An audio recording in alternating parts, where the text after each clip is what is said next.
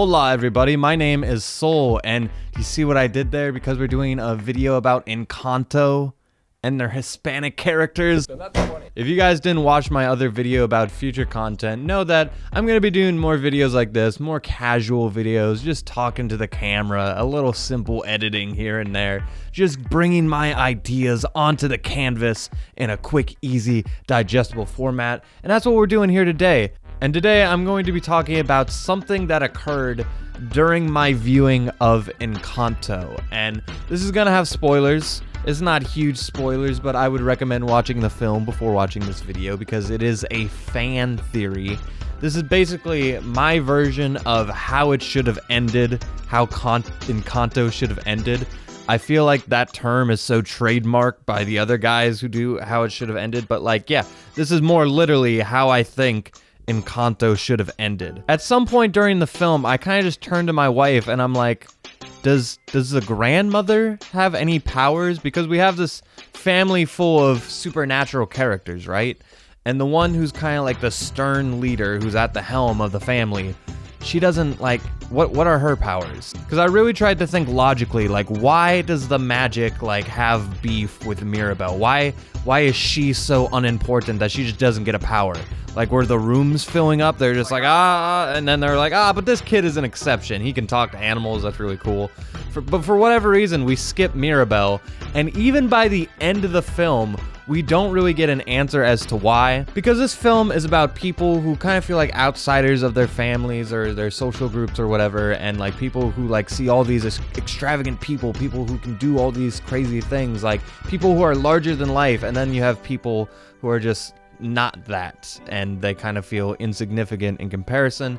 And it's to show that the people in those larger than life personalities, they are not as in control as they seem. And it's to root for people who don't have powers or don't fit in and like really get them a seat at the table. So I can see why Mirabel didn't get powers at the end of the film when everyone else got their powers back. That makes total sense. But I had an idea in my head like watching this film, and I told it to my wife, and it seemed like such an obvious route, but it just didn't occur. And so now I will tell you guys what I thought should have happened in Encanto. So let's say I'm going total fan fiction mode here. If I was to do my ending, I would do like maybe an extra scene somewhere in the movie. A scene where the grandmother is just not looking good. She seems sick, and then the mom gives her a meal, and we think that's it. And just about everything else you can leave the same. Just imagine that the house's well-being and the grandmother seem 100% tied together.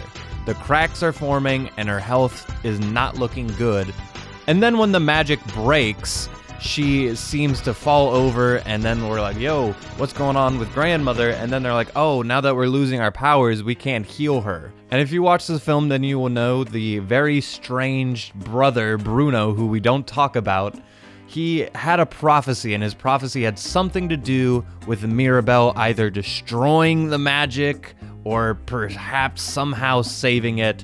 It's that vague. And right when we saw Mirabel put that little image together, and even when Bruno said that, I was like, my theory is now concrete. It is in the bag. I know it's gonna happen, but it didn't happen. What I think should have happened is the grandmother should have died. And I know what you're thinking. I think it should have been something like, oh, she was already, kind of past her expiration date, but because her daughter can heal her, she kind of got to, tread on the treadmill a little bit longer. And the magic didn't like that. The magic thought, oh, there should be a new heir to the family, a new person who's going to be at the helm, and the person at the helm just doesn't get powers. That's just the way it is. So I thought the film was very logically going to set up Mirabel as the new head of the family. The reason she didn't get her powers is because she has a different role that she has to fulfill. Everyone else's arc still would have ended just as conclusively. The message would have been, oh, you always want to have a seat at the table with your family and you should strive for that, but at the same time, you can make a new table with a new family. When the house was rebuilt, it should have been rebuilt in a more modern style to really complement the fact that, hey, times change, family changes, and you can't rely on traditions. This way, Mirabel still doesn't get powers, so we don't really cheat that, but it makes more sense because why would the magic not give her powers? We never really understand that. And we never really understand, you know, why everything got rebuilt and just worked the same old way it did. It's like, oh, the family was falling apart because they were disagreeing, and now they all agree. Even though Bruno was in the walls for years, it was starting to crack, but it was fine. It was like, yeah, you can live in the walls, bro. I think my ending works better because we have a big emotional moment with the grandmother where she realizes her wrongs, but she gets a final goodbye. You know, you get that tear-jerking moment. Your favorite Disney films all have these tear-jerking scenes, and on top of that, we really get a conclusion with Mirabel, and we feel like, oh, she has done even more than she already has. She is now the head of the family, and it's very rewarding for everyone who's rooting with her until now.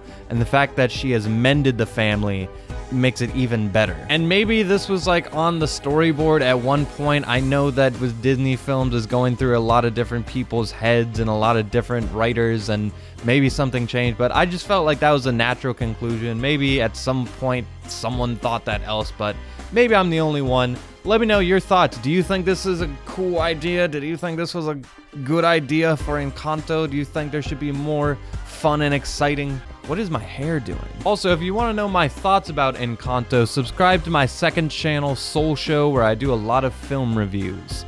With all that being said, that's about all I got for this one. I'll see you in the next one, and with that, I leave you.